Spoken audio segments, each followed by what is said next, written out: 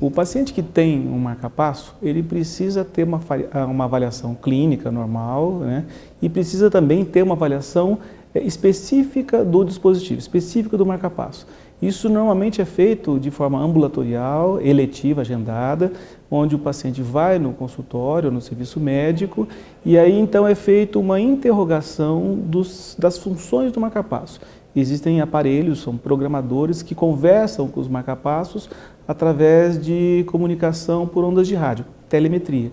Com isso, o médico dá para saber como está a bateria, como está o funcionamento do marca-passo, se o paciente teve arritmia no período que ficou na avaliação, como estão os eletrodos, enfim, tem um número de informações e regulagens que podem ser feitas periodicamente. Isso é o que a gente chama de avaliação do marca-passo. Agora, o Holter é uma ferramenta que complementa essa informação, porque ela traz para a gente, o Holter traz para a gente a informação de como está o ritmo cardíaco próprio do paciente, o ritmo do marca-passo na atividade cotidiana dele, com ele subindo escada, ele dormindo, ele almoçando, ele trabalhando. Isso nos permite ter uma ideia muito mais da fisiologia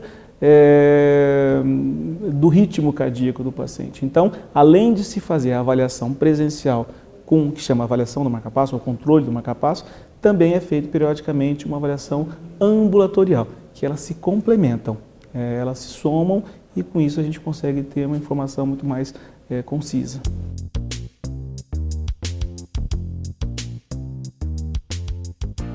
Depende muito de cada situação. Existem pessoas, por exemplo, que desenvolvem problemas do ritmo graves, súbitos, e que são, por exemplo, atendidos em hospital com eletrocardiograma já mostrando que existe um problema grave.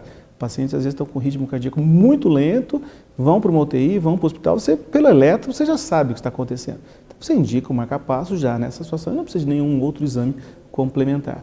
Agora, tem situações em que a natureza do problema não é diagnosticada no exame físico ou no exame de consultório, ou no atendimento, e que você precisa, às vezes, de um período de monitorização do eletrocardiograma mais prolongado. Então, nessas situações, o Holter é o exame de eleição, porque ele consegue, aumentando o período de monitorização do ritmo cardíaco, conseguir fazer diagnósticos que normalmente o eletrocardiograma não conseguiria. Que na verdade o Holter é um eletrocardiograma contínuo, né? E isso faz com que o poder diagnóstico do Holter seja naturalmente superior ao poder diagnóstico do eletrocardiograma, né? Agora, em relação à demanda de marca-passo, existem alguns fatores que acho que vale a pena. Primeiro, que a população ocidental tem aumentado a sua faixa etária. E aumentando a faixa etária, aumenta também os processos naturais de degeneração de todos os órgãos. O coração não ia ser diferente. Então, com o aumento da população, aumenta-se também a necessidade de uso de marca-passo para correção de distúrbios do ritmo cardíaco. Essa é uma característica. A segunda característica já é um problema maior.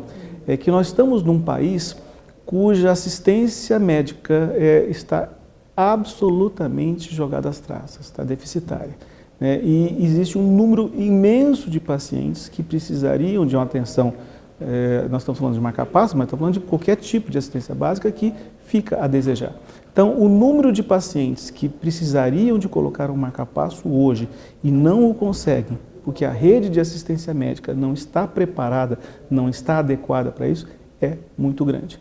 Nós, no Brasil, implantamos menos marca-passos por milhão de habitantes do que a maioria dos nossos parceiros países da América Latina.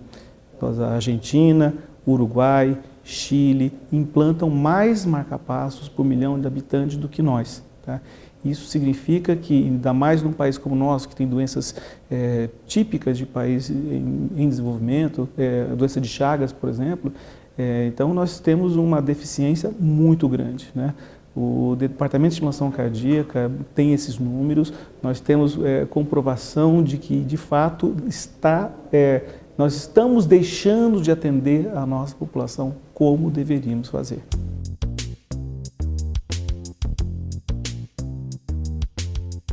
Esse simpósio ele é muito querido, né? Assim como são as pessoas que o fizeram e fazem, né? Esse simpósio ele tem um momento único no meu modo de entender, de discussão de distúrbios do ritmo cardíaco. Tá? A gente tem, nesse simpósio, são 18 anos de simpósio, né? A maior idade, nós temos médicos de todos os estados do Brasil, tá? Com as mais variadas formações, né? Médicos de outros países, e é uma oportunidade muito grande para se discutir ritmo cardíaco em alto nível. E não somente entre médicos especialistas em ritmologia, não são somente eletrofisiologistas, são cardiologistas com suas vivências práticas. Então ela traz uma visão prática e democrática da transmissão da informação médica. Então, como se analisar, por que se faz de uma maneira e não se faz de outra, mostrar que existem dúvidas em todas as situações e as discussões acaloradas que todos nós temos, extremamente divertidas, mas é o que acontece de fato. Então, eu acho que esse simpósio é uma delícia. As pessoas que vêm, gostam, é só ver o número de pessoas que todos os anos procuram o simpósio e que muitos deles vêm todos os anos.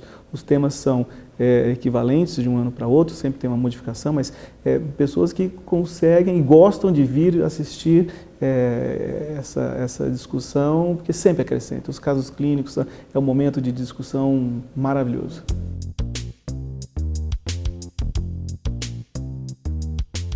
A Cardios, ela traz para a gente que trabalha com cardiologia, com ritmo cardíaco, primeiro uma ferramenta diagnóstica impressionante, né? Mas é muito mais do que isso.